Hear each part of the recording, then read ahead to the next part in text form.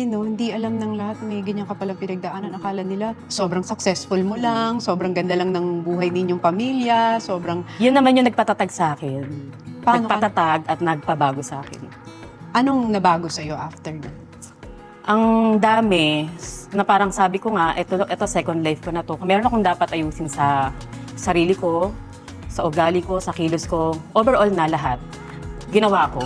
Kasi parang pasasalamat ko kay God na binigyan ako ng second life. Dapat sabi ko sa sarili ko, dapat gantihan ko. Paano nyo na-survive yun sa family? Oo. Kayong mag-asawa.